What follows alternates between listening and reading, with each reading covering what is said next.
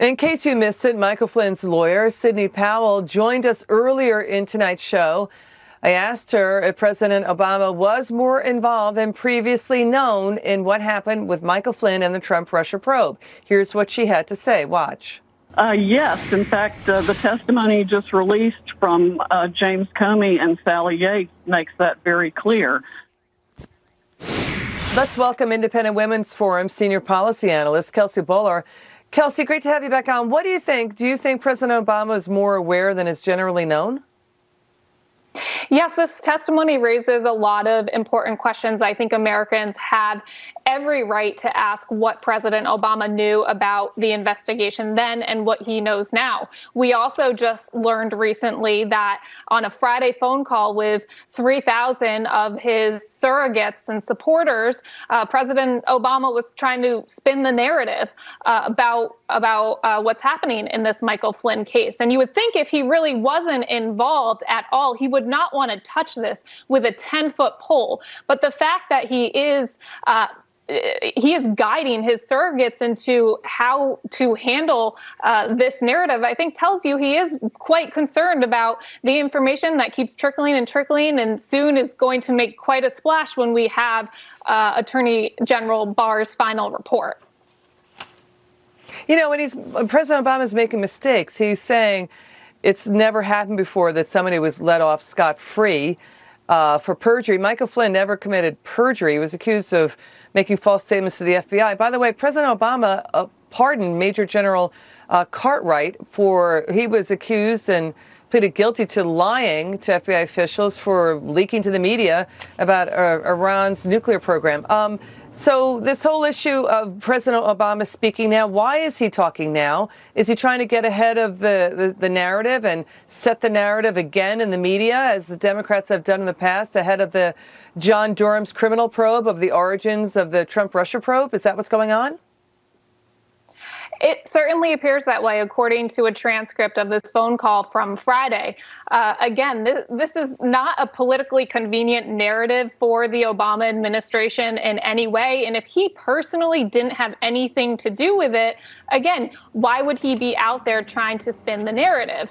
I think, ultimately, I would want to ask President Obama, what if an incoming administration had done this to you and had basically set up your national security advisor in some sort of attempt to get him to lie when really this was quite an innocent and normal phone call for him to be speaking to the Russian ambassador. I don't think any Democrat would stand for that. I don't think the media would stand for that. But I think President Obama having these phone calls with all 3,000 surrogates does have an impact. And you see that in the way the media is covering all this news.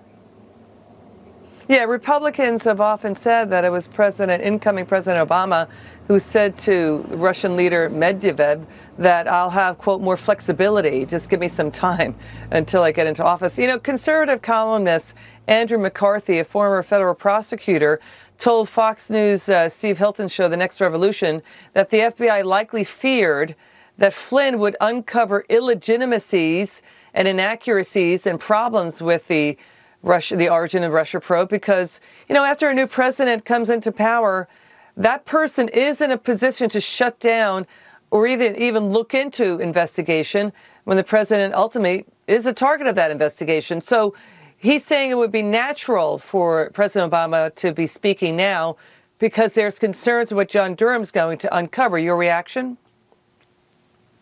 I tend to agree with that. And look, the Obama administration was supposedly concerned about Russian meddling in the election. And what ended up happening, according to all the documents that have been released in recent days and weeks, is that Obama administration officials and intelligence officials were meddling in an incoming administration's business. I think this is hugely problematic and something that really shouldn't be politically polarizing.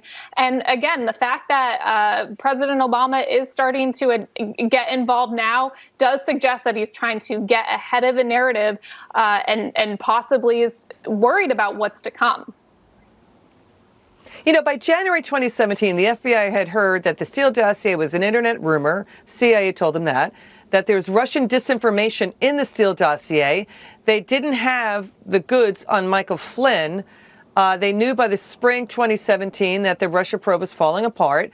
Comey gets the Mueller probe launched by the special counsel getting appointed after media leaks. By August of 2017, Kelsey, you have Deputy Attorney General Rod Rosenstein doing a scope memo broadening beyond Russian meddling and interference in the Trump-Russia probe to look at all sorts of different issues. Then you have a broader, basically, purview of what happened with the Mueller-Trump-Russia probe beyond what initially started out. So Republicans keep saying Americans should be worried about abuses of power here. Are you worried about it? Absolutely. And I think it's unfortunate how political this has become just because Michael Flynn is associated with President Trump. Many on the left are not concerned about the really severe abuses of power. And we have to think about the effects this has had on a very honorable general. He's had to sell his house to afford attorney's fees. And President Obama made the case that Michael Flynn is somehow getting off scot-free. That's absolutely not the case. He has personally suffered. The Trump administration has personally suffered for this, dealing with this collusion conspiracy theory hanging over a cloud throughout the entire administration, and really nothing has proven to hold any water. You know, so quick final word. The media has had on the air people saying Trump's a Russian asset. Now they're saying, why are you covering the Michael Flynn controversy? You should be talking about COVID-19. So in other words, they push the narrative, but now when there's pushback against it, won't cover it. Your final word? Again, if this were if roles were reversed, the media would certainly be covering this alongside COVID-19. Kelsey Bolar, great to have you on. Thank you so much for joining us.